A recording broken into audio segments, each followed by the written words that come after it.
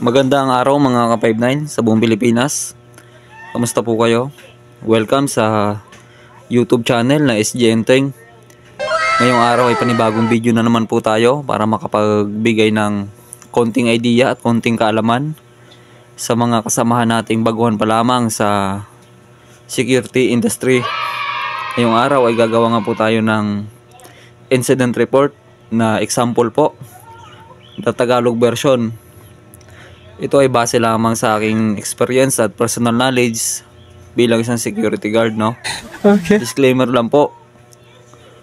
Ako po hindi taga training center at ako rin po ay hindi eksperto sa paggawa ng report. Ito nga po ay base lang sa aking experience at personal knowledge.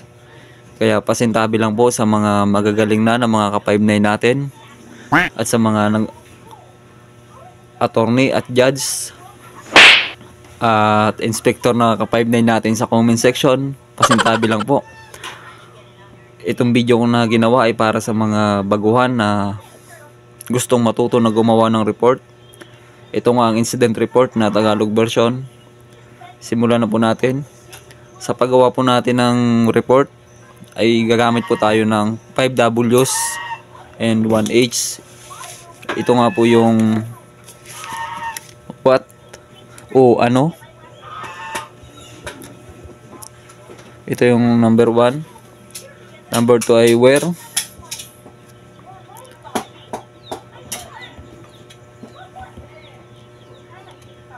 When.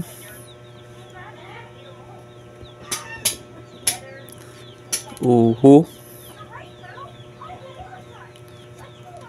Why. Tapos how.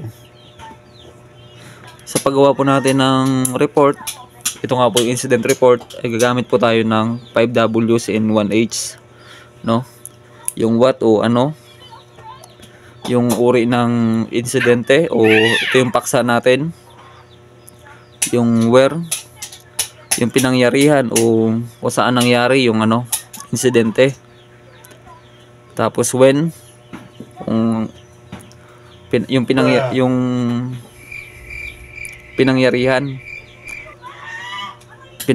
ng insidente, at yung who, kung sino yung involved sa pangyayari o insidente, at why, bakit, at 6, how, paano. Dito nga sa paggawa natin ng incident report ay gagamit tayo ng agency, tapos lugar o detachment, barangay o kung saan yung ano, yung detachment, at pangalan ng tao at pangyayari. Dito sa ating example ng incident report ay parte lamang ng example yung mga nabanggit na pangyayari at yung mga tao at lugar, no? Parte lamang ng halimbawa ng ating report. Ito ang gagawin nating example is vehicular accident o aksidente sa sasakyan. Dito sa what.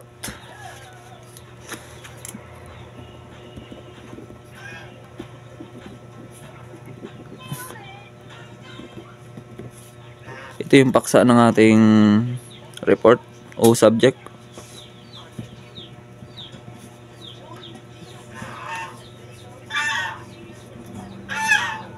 Pagpasensyahan nyo ng mga ka-59 no, ang aking sulat kung hindi maganda. Yung where, gagamit tayo dito halimbawa ay San Pedro University.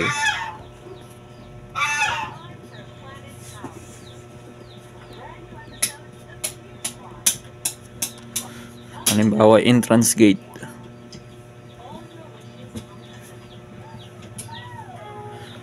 When, kailan. Halimbawa ay 1100 Oktubre 8, 2023. Kung sino yung involved sa insidente. Halimbawa si Mr. Ramon B. Santos, Ito ay example lamang na pangalan po mga ka-59.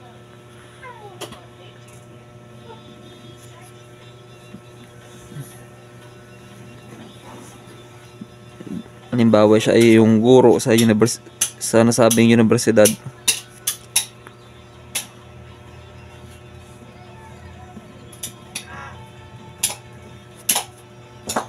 Tapos si Mr. Rex L. Rivero.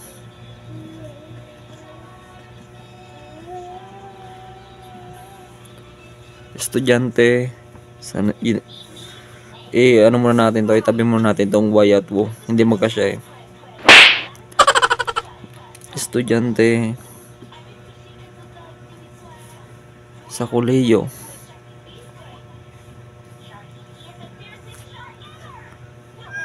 sa nasabing universidad.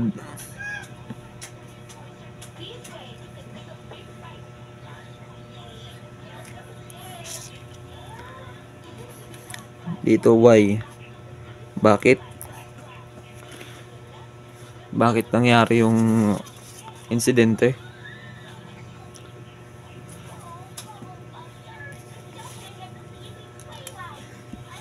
Gagawa tayo dito ng halimbawa na pangyayari.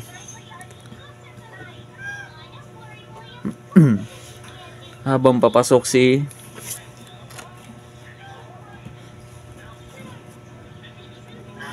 Mr. Ramon Santos. Ito nga yung guro sa universidad.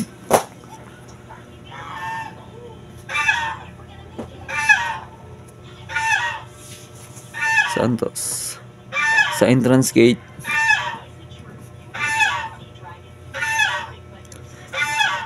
Sakay ng gagamit tayo dito mga ka-59, no? So aksidente sa sasakyan o vehicular accident, gagamit tayo dito ng halimbawa na kotse o sasakyan. At lalagay din natin yung plate number. Ito sakay ng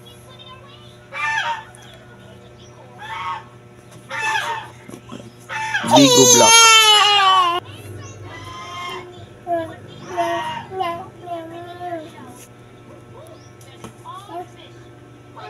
Plate number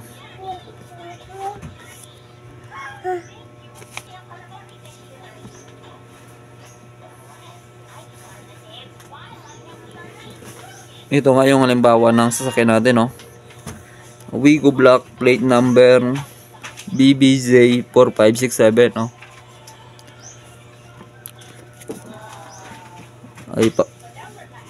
Ay paparating naman si Mr. Rivero.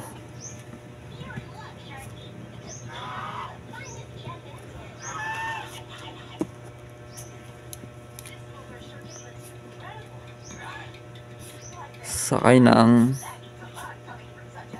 Honda Civic red.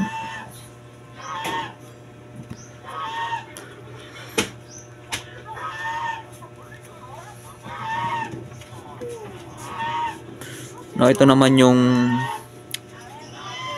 si Mr. Rivero ay nakasakay sa Honda Civic red, plate number AAZ 6789. Ito yung gagawin natin halimbawa, no? Ito yung kung bakit sila, no, yung bakit nangyari yung insidente.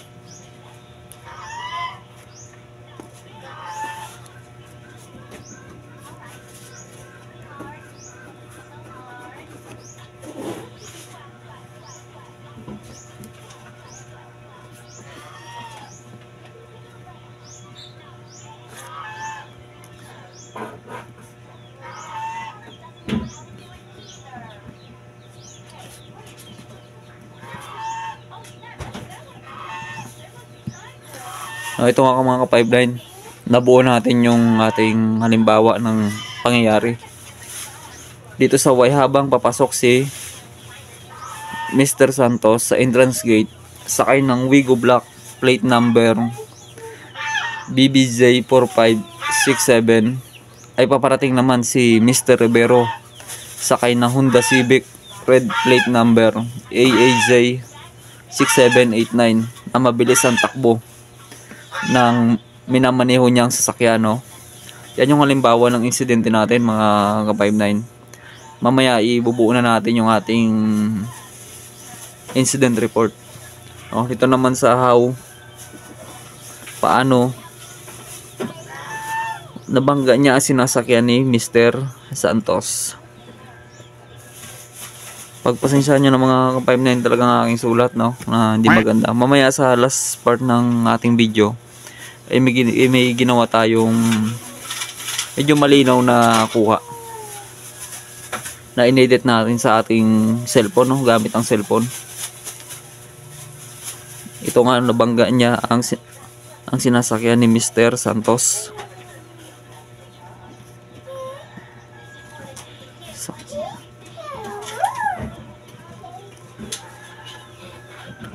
Na dahilan ng pagkapinsala ng kanilang mga sasakyan, no.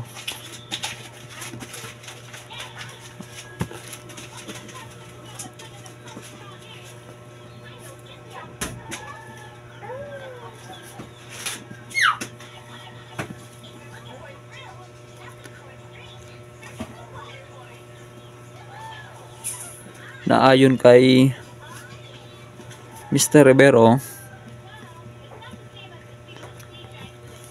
ay nawalan siya ng preno.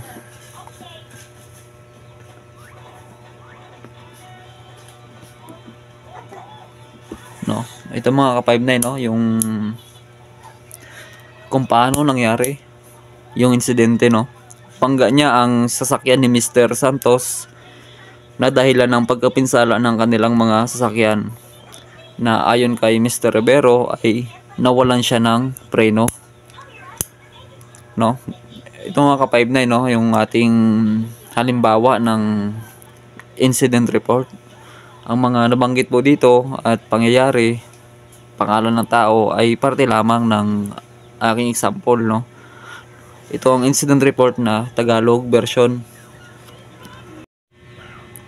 Ito na mga ka-59 yung kabuuan ng ating example na incident report na Tagalog version.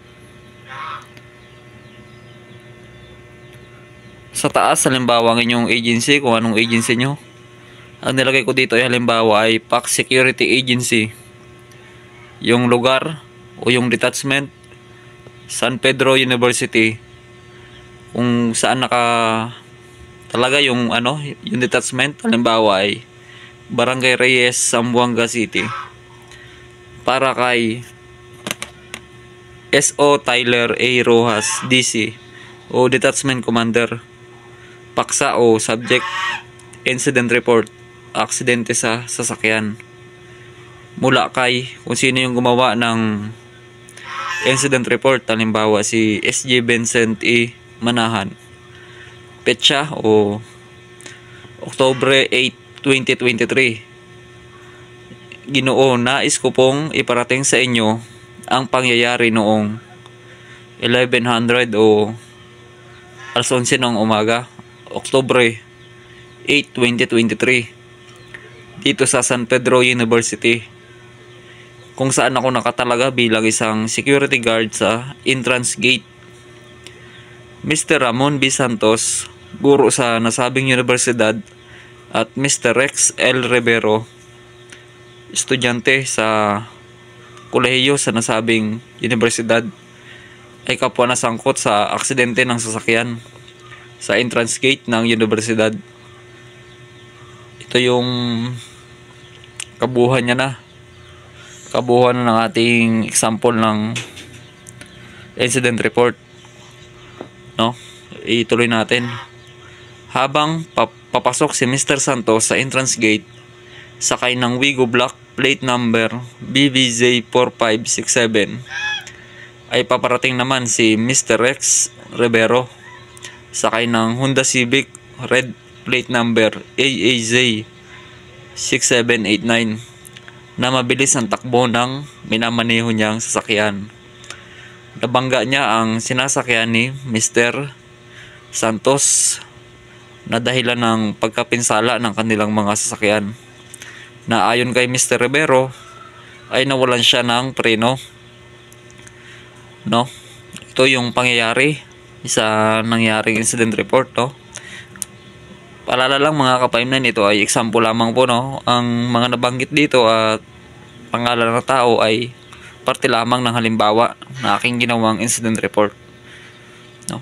Pagkatapos ng insidente, pinatabi ko sa gilid ang kanilang mga sasakyan. Pagkatapos ko makuna ng litrato ang nangyaring insidente para hindi makabala sa mga ibang sasakyan na papasok. At kaagad akong tumawag ng pulis para maayos at mapag-usapan ang nangyaring insidente, no. Dito nga sa baba kung sino yung gumawa ng report, iniulat ni o reported by SJ Manahan BE, guard on duty, no. Ito na mga ka-5-9, no.